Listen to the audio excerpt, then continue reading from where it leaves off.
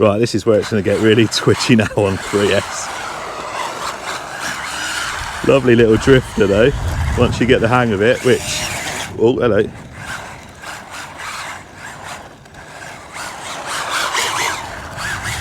Right, stay away from water. It went a bit funny then.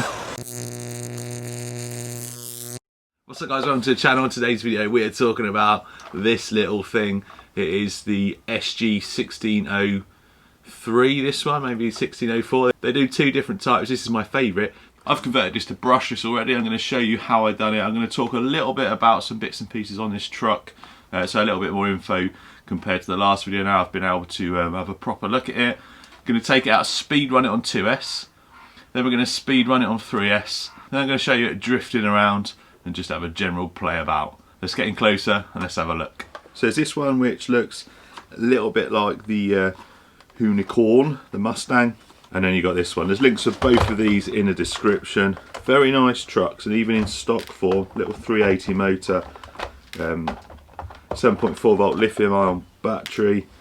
Do about 26 kilometers an hour stock, which is plenty fast enough. However, if you watch this channel long enough, you'll know that I'm a big fan of getting brushless systems in things to make them a little bit more usable, a little bit faster. And that is what I've done to this. So we've got a little 2440 can in there, so it's a bit smaller than the brushed motor that came out. 3500 kV. With a 2S LiPo in there, it is definitely, or more than likely, going to give you more speed than this 380 brush one. So it's a Remo hobby one. I'll leave a link to that in the description. It's only about $15, like £12 or something like that. I've got a 60 amp ESC. This is just out of my spares drawer. I'll try and find a similar one. But running a motor this size, there's loads of options there of the cheap like 35 amp ESCs, which will do probably just the same job. You might not quite get the same speed out, but if I can find it, I'll leave a link to that. Because the stock one comes with a 5-wire servo, I've swapped it to a 3-wire. This is the, it's actually a WPL metal geared servo. I use these in a lot of stuff. Cheap, but effective. Servo's plenty for this. I've also got a slightly longer servo horn on there to give me a bit more steering angle. We'll talk about that in a minute. Something I didn't mention in the first one because I hadn't taken it apart. Although I mentioned it's got metal drive shafts, so it's got CVDs at the front, dog bones at the rear. Centre shaft's metal. The actual gear, so the diff and the spur gear, are plastic. I've had them apart. I've loosened the gear. I've loosened the diffs off slightly because they were a bit tight. They're still a little bit tight, but you don't want them too loose. So I just loosened them off very slightly. But yeah, so plastic diff gear is not ideal. But it looks like Mod 1 gearing and then plastic gear, so quite strong gearing. And the only other thing that I've done on this, I don't know whether you'll be able to see in, if I get it close enough, just about there on the bottom arm, there's a little like little notch that limits the steering. So that's your stock steering angle, and then you can get slightly more by cutting that notch off there. The only thing, so when you do it stationary, it sometimes locks out, but when the wheels are moving, I've tested it, it actually doesn't lock out at all, so you've got slightly more angle. The other thing is, I don't know if you can see it on there, we've got a bit of toe out now. I did show in the original video, it came with a set of spare steering links. Now, the spare ones it comes with are actually slightly shorter, which gives you a little bit of toe out, which allows you to, again, to have that extra steering angle, which is better for drifting. So I've put the shorter ones on here. Removed the little battery bracket that holds the battery like connection stuff on. Removed that. Dremeled a small slit in there. Put a Velcro strap through it, so now I can fit bigger batteries. So I've got a 2,200 milliamp hour LiPo to go in there, 2S, and I've also got a Nanotech 1.8 milliamp hour 3S to go in as well. I don't think I mentioned, but converting this to with this brushless motor was as simple as removing 1, 2, 3, 4, 5, 6, 7 screws. The whole top bit comes off. You undo the motor bracket from the bottom, the motor comes out, and it goes straight in, and the pinion fits straight on the shaft. Be aware of the shaft size. It's not a stock 3.175 that a lot of the brushless motors come with. It's the smaller, just over 2 mil. I think it's 2.1. Or it might come up as a 2mm shaft. That did actually catch me out a little bit because all the spare brushless motors I had were 3.1 3.175mm shaft, so I had to go scavenging and found this Remo hobby one, which is ideal. And like I said, straight fit and just a few screws to remove. WPL servos, a straight swap as well with the 3-wire, and I'm running it with a radio link transmitter receiver because I've got a gyro in there, because that's the only other thing you got to be aware of. You will lose the drift function or the gyro when you swap out, so get a receiver with a gyro in it. There's some cheap options from Dumbo RC out there, I'll leave a link to them as well, but I'm using the radio link for mine. Definitely a pretty easy conversion. I didn't have to cut anything apart from, I cut the hole for the battery strap. Other than that, it all went straight in and it works. I've given it a quick test, it does work nicely. Let's go out, let's give it a run. I'm looking forward to doing a speed test on not just 2S, because I want to see how much more we are than stock, but also let's get this 3S in and see how fast we can actually go, and test them plastic gears out. Right, let's go. Right then, let's do a speed run first. Before we do that though guys, I drink a lot of coffee. I'm not advertising for McDonald's, let's put my thumb over that. I drink a lot of coffee. If you want to help support the channel and buy me a coffee, there's a link in the description. You don't need to sign up to any programs or any plans and stuff like that. You can just simply go on there, buy me a coffee. McDonald's white coffee is my favourite. Don't send me any in the post though, or by email. Alright, calm down. Choo choo!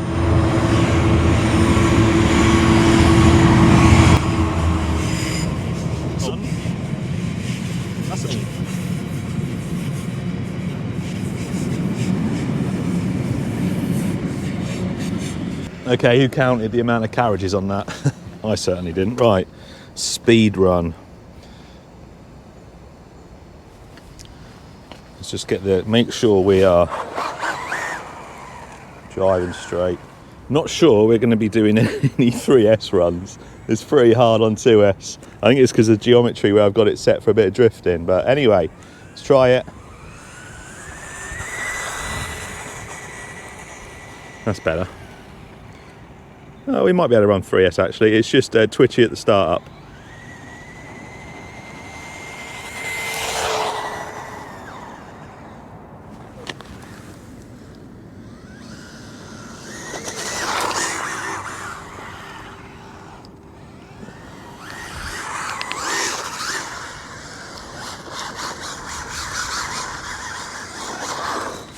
I reckon 35 kilometers an hour. 40, not bad. We've not quite doubled the speed, but that's not a bad speed for going 2S with that little brushless. Let's give it another run, just to double check. I'm gonna go the other way this time. Let's go all the way out there. Radio link. This radio link transmitter has got a really good range on it.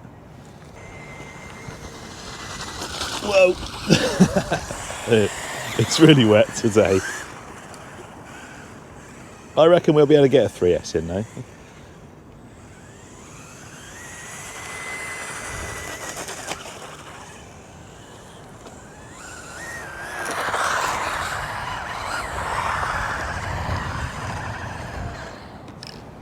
Right then, what are we talking? 40 again, just to confirm. Oh, there you go, 40 kilometers an hour, right. Let's throw a 3S in, give it a try, then we're going to switch back to 2 and get some drifting done. Right, this is where it's going to get really twitchy now on 3S. Lovely little drifter though, once you get the hang of it, which... Oh, hello.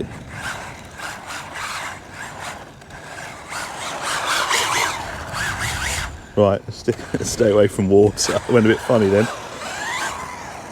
I'm sure we get more than 40 if we can. Oh, hello.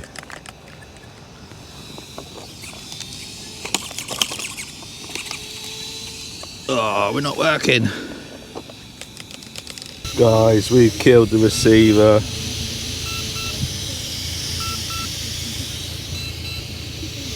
Right, I'll be back. We are back in the game thanks to the heating in my car. So let's try and give this thing a run on 3S and let's avoid the water. Uh-oh. That was a uncommanded acceleration then. Oh, here we go. I'm just going to go for it.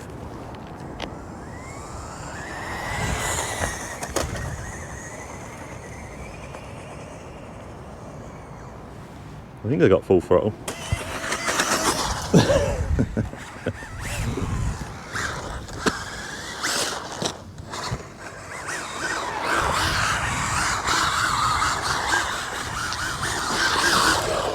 That was not a very clean run, but it was 58 kilometers an hour, so there is a little bit of success. Not success. With 3S, the thing's crazy. We need a dry day, a very dry day, to try this out. But let's go for one more, why not? See if we can get 60 kilometers an hour. That was sketchy, very sketchy.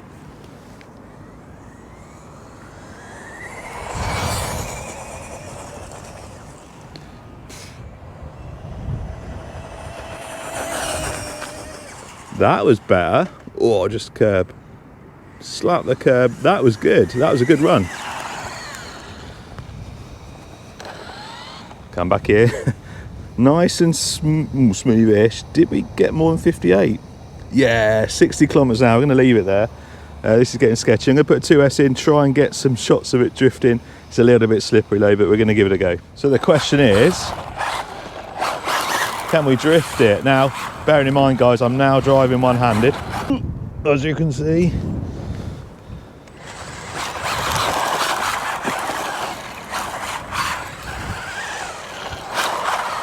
It's definitely much more manageable on 2S than it is on 3, definitely.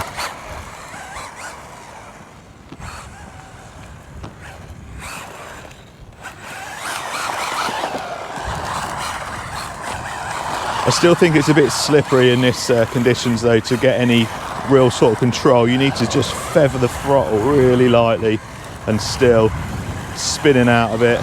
Turn the gyro up slightly. Oh, that's a bit better. A bit better with that gyro turned up. It's all about practice. I'm crap, as you can see it drifting, but it's all about a bit of practice, finding what settings work for you and just go with it.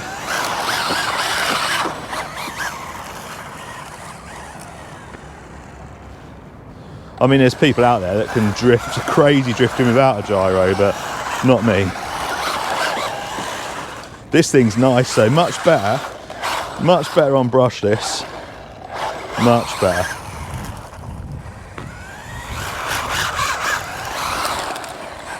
So it's held up fine with them plastic gears running 2 and 3S. Obviously I didn't give it too much abuse on 3S, but seems to be holding up pretty well. They're decent chunky plastic gears, mod 1 I think, like I've said.